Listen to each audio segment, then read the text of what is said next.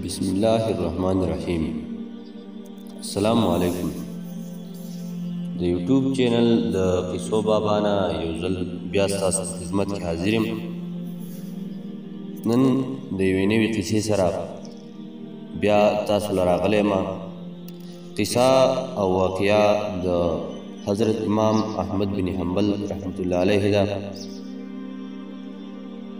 د دې نه مخکې د سعید تنها او د نورو ملګرو د کفایت ارمان او کم منور شاه یا نور ملګري چې دي د هغو شکریا ادا کوم چې کمنټس کوي.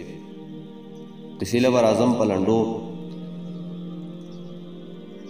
یو وارې حضرت امام شافعي رحمت الله علیه حضرت امام احمد رحمت الله علیه ته خط ولیکه چې ډېره موده وشوه تا تشریف رانه وړو، ستا ملاقات ته مې ډېر زړه شوی دی. حضرت امام شافعي رحمت الله علیه استازو او حضرت امام احمد بن حنبل رحمت الله علیه د دوی شاګرد. د حضرت امام شافعي قیام په مصر کې و. د دې د وجې نن سبا په مصر کې شافعي مذهب والا هم زیات دي. د دوی د خط په جواب کې حضرت امام احمد بن حنبل رحمت الله علیه فوراً د خط جواب ورکو او د ورتلو ښځې ورځې ورته وښودله چې په فلانۍ ورځ یا په فلاني تاریخ به زه ستاسو په خدمت کې حاضرېږم. حضرت امام شافعي رحمت الله علیه خپل کور والو او خپل دوست او احباب چې او نور داغه علما مرګري او خواښه ټولو خلکو ته داغه د راتلو خبر ورکو او بیا د هغوی د دعوت او د استقبال یو خصوصي پروګرام یې جوړ کړو او خلکو ته وی چې خیر که هغه زما شاګرد دی خو هغه په خپل ځان له یو ډېر غټ امام دی. الله تعالی هغوی له ډېره غټه مرتبه ورکړې ده. چنانچې په کومه ورځ چې هغوی د راتللو ورځ وه په هغه ورځ امام شافعي رحمت الله علیه سره د خپلو شاګردانو د نورو عالمانو د هغه استقبال لپاره د ښار نه بهر ته تشریف یوړو. په دې وخت کې چې د کوم مصر کوم بادشاه و هغه هم د دوی سره و. هغه د بادشاه سره د هغې کمرکان چې وزرا عمرا او مشیران هم د استقبال سره و. غرض دا چې د حضرت امام احمد بن حنبل یو ډېر شاندار او ډېر غټ استقبال وشو او بیا یې هغوی ډېر د ادب او عزت سره کور ته بوتلو. د خوراک څښاک او د روټۍ ډېر بهترین انتظام شوی. په دغه زمانه کې د اولیاء الله او د بزرګانو شان دا و چې دوی به روټۍ کمه خوړه، ولې چې دوی به بیا ټوله شپه د الله عبادت کوو. هر کله چې حضرت امام احمد بن حنبل روټۍ خوړلو ته کېناسته نو ډېر وخته پورې داسې خوراک کوو چې ته د ډېرو ورځو نه وږې. باقي خلکو روټۍ وخوړه او پاڅېدل، مګر هغوی هغسې ناست وو. لوی خلک هم حیران وو چې حضرت امام شافعي رحمت الله علیه خو د دوی ډېر تعریف کړی چې دا ډېر د الله والا انسان دی، ډېر بزرګ دی. ډېره زیاته روټۍ ده وخوړه، خېټه ده خپله ډکه کړه. د خلکو په کورونو کې او په یو بل په منځ کې د هغه په باره کې بحث شروع و.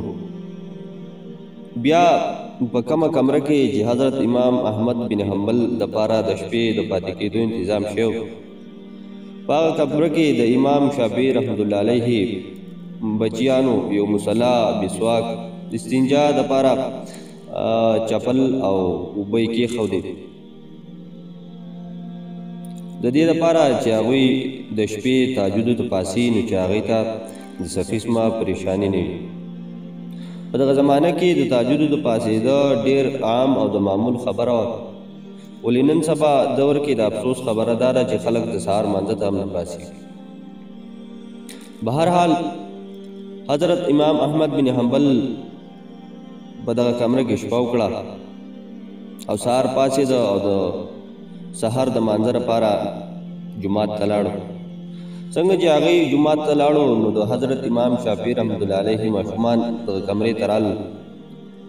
او چې ویې کتل نو د اوبو هغه لوټه هماغسې ډکه وه، نه مسواک استعمال شوی نه چپل استعمال شوی، هر څه په هغه ځای هغه شانتې پراته وو.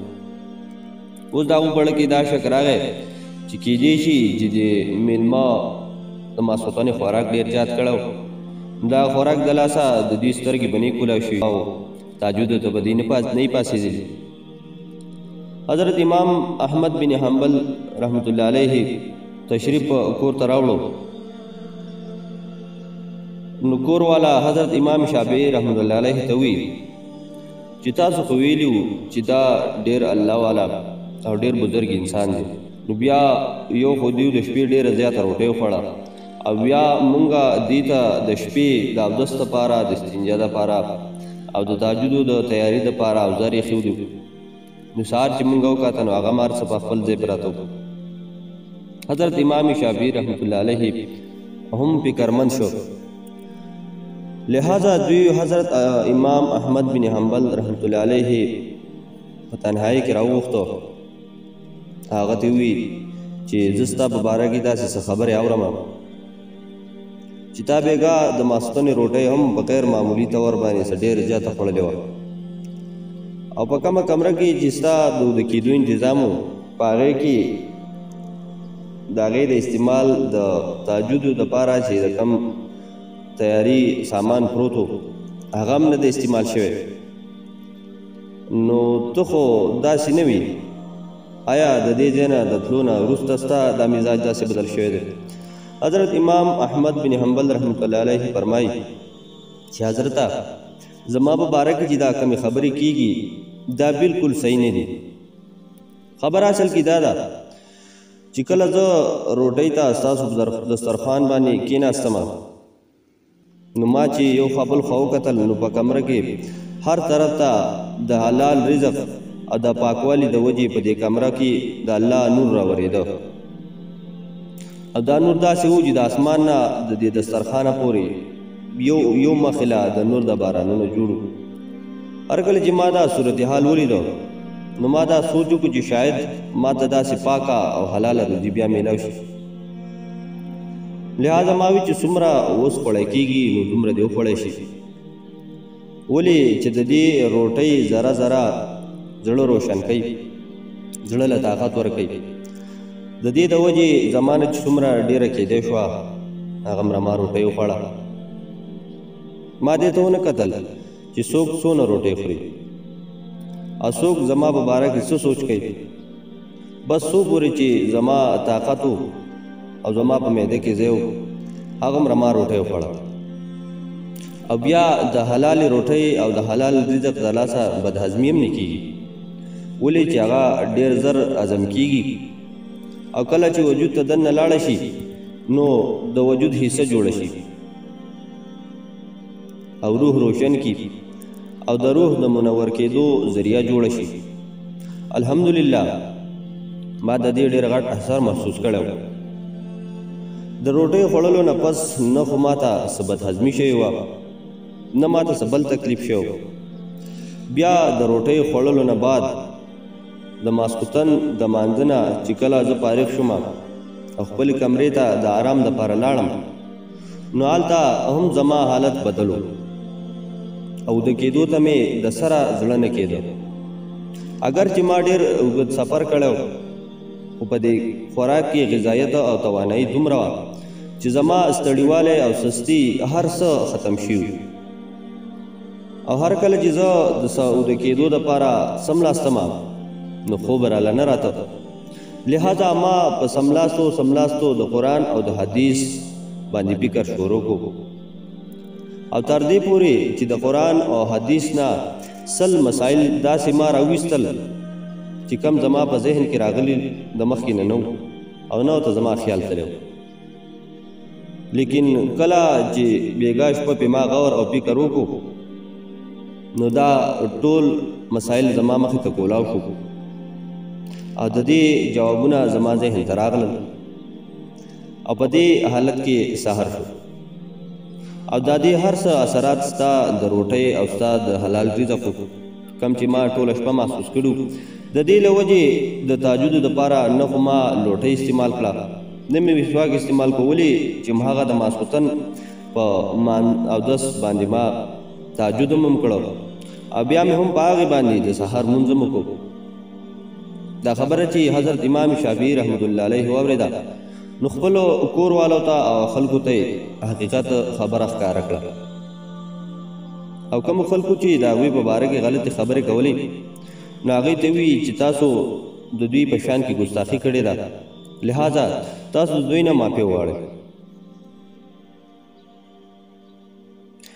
واقعي خبره ده چې زموږ په وجودونو کې او په موږ کې د دین جذبه نشته او د دین طرف ته زموږ تلل داسې خاص نشته حالانکه موږ ته پته ده چې دین برحق دی آخرت هم برحق دی او موږ به آخرت طرف ته به خامخا ځو خو بیا هم زموږ زړه دغه طرف ته نه ځي. د دې اصل وجه زموږ غذا او زموږ خوراک چې کوم دی هغه د هغې په پاکوالي او د هغې په حلال کېدو کې شک دی.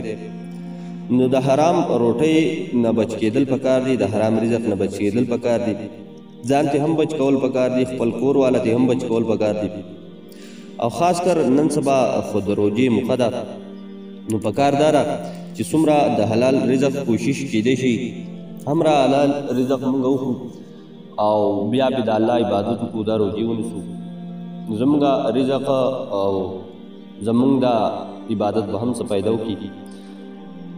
دغه و زموږ د حلال رزق واقعه د حضرت امام احمد بن حنبل رحمت الله علیه نورې به هم داسې خوندورې او لنډې واقعې کومې نه چې موږ ډېر سبق او ډېر عبرتونه ترې اخیستی شو داسې به کوو که خیر وي. د مینهوالو نه او ګلونو کتونکو نه زما دا یو تپوس دی چې آیا په داسې شکل کې یا په داسې انداز کې ستاسو قصې یا واقعي خوښي نو چې آینده زه هم دغسې کوشش کوم او که نه وي نو چې زه بیا هغسې مخامخ او لایو کیمرې ته راځم او هغه چې تاسو ته قصې کوم نو څنګه چې ستاسو خوښه وي هغسې رایه خپله په کمنټس کې ورکړئ. تر د نورو واقعاتو پورې د نورو قصو دپاره زما د قصو بابا ته اجازت ورکړئ. الله پامه.